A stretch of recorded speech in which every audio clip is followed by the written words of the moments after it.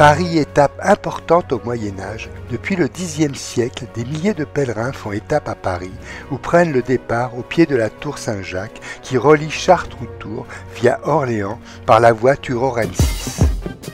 Tous les matins nous prenons le chemin, tous les matins nous allons plus loin, et tout là-bas au bout du continent, Messire Jacques nous attend.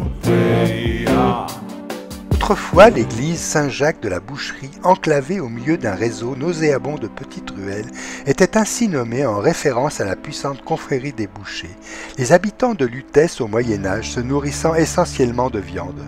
Au XVIe siècle, en 1509, débute la construction du grand clocher de plus de 50 mètres. C'est l'ère du gothique flamboyant. La statue du saint patron s'imposera en haut du clocher, remplacée en 1854 d'une copie sculptée par Jean Chenillon.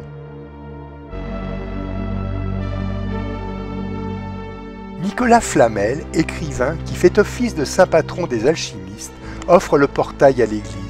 Il logeait en face, à l'angle de la rue qui porte aujourd'hui son nom. À la Révolution, l'église fut vendue en 1797 comme bien national et devint une carrière. Elle fut démontée et vendue pierre par pierre. Par miracle, le clocher fut épargné. En 1856, la ville de Paris rachète l'édifice. Ce lieu deviendra le premier parc de Paris et le départ pour les pèlerins de Compostelle de la Via Turonensis. Paris jacquaire médiéval à celui du contemporain, il n'y a qu'un pas. Les Jacquais venus des Pays-Bas, d'Allemagne, de Scandinavie ou de Pologne, après une halte à l'abbaye Saint-Denis, s'engagent dans Paris en suivant la voie royale, devenue aujourd'hui la rue Saint-Denis. Ils seront accueillis à l'hôpital Saint-Jacques dont il ne reste plus qu'une plaque rue du Cygne. Après avoir entendu la messe, ils reprennent Bourdon et Besace. En passant, ils saluent le grand Saint-Jacques à la tour des Bouchers, s'engagent sur le grand pont pour traverser la cité et prier à Notre-Dame. La rue Saint-Denis, autrefois appelée la voie royale, était bordée d'édifices religieux. Seul subsiste l'église Saint-Leu-Saint-Gilles.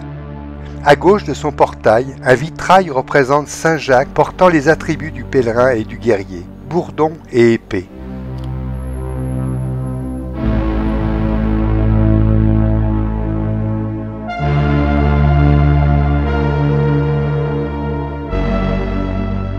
Rue du Cygne, une plaque indique l'emplacement de l'hôpital Saint-Jacques aux pèlerins, fondé en 1319 par les bourgeois ayant effectué le pèlerinage.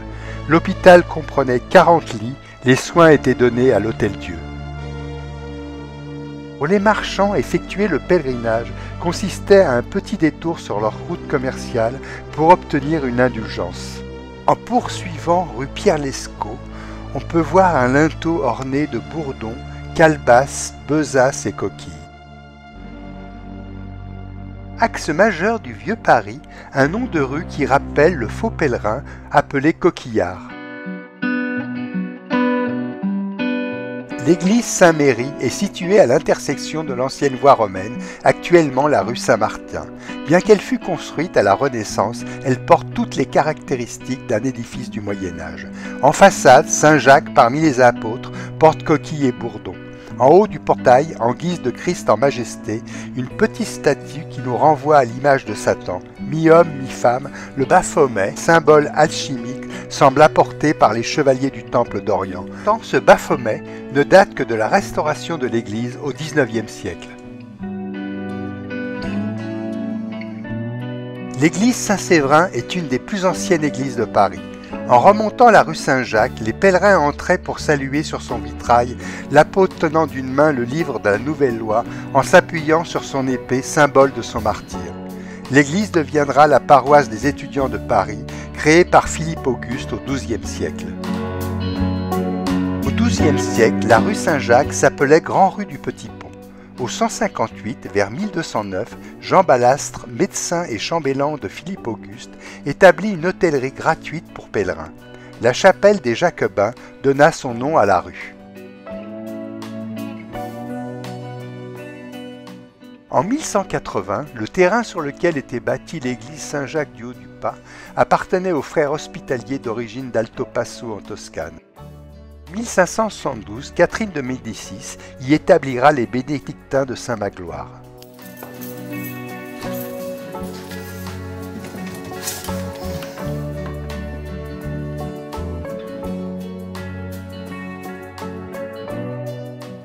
Les pèlerins demandaient avec humilité et soumission de bénir besace et bâton. Reçois cette besace en signe de ta pérégrination, afin qu'ayant mérité par ta pénitence ton salut, tu parviendras au bout de ton vœu de pèlerin. Reçois ce bâton, afin qu'il te fasse vaincre les embûches et parvenir à ton but.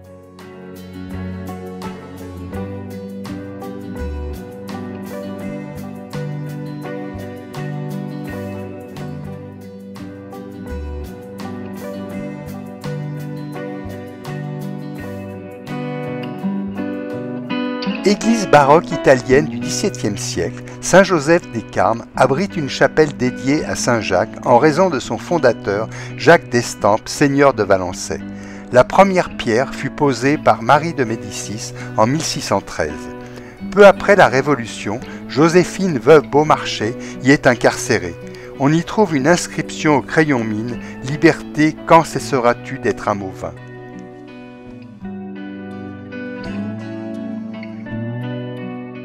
1264, l'abbaye bénédictine de Cluny s'établit au sein du quartier latin. L'esprit de Saint-Jacques plane sur l'autel des abbés de Cluny. Dès l'arrivée, un minuscule Saint-Jacques se cache dans les ferrures de la porte d'entrée. Les abbés délaissent leur demeure vers la fin du XVIe siècle. L'hôtel de Cluny a été entre autres la demeure de Mazarin et devint un musée en 1844. Proche et éloigné de ce qu'il était au Moyen Âge, les toitures ont été restructurées au XIXe siècle.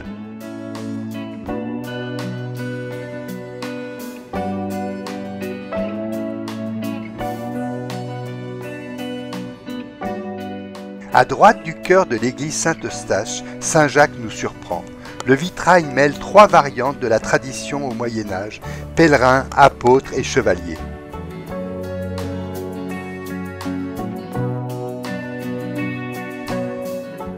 L'existence d'un premier culte chrétien est attestée à cet endroit. La particularité de cette église, dès le Moyen Âge, elle est à la fois collégiale et paroissiale. Sa proximité avec le Louvre est un lien particulier avec les rois de France. La clé de voûte à l'aplomb de l'orgue représente le motif de Saint-Jacques avec tous ses attributs.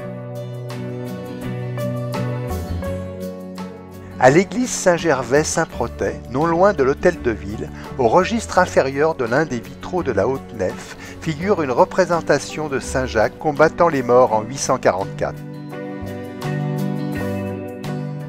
De Paris à Compostelle, la route est longue. À Saint-Jacques, on pardonne faute et peine, comme le chantaient les pèlerins au XVe siècle.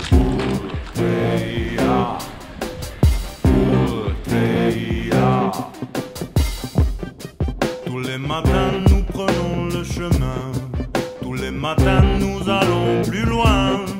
Jour après jour la route nous appelle, c'est la voie de Compostelle. Chemin de terre et chemin de foi, voie millénaire.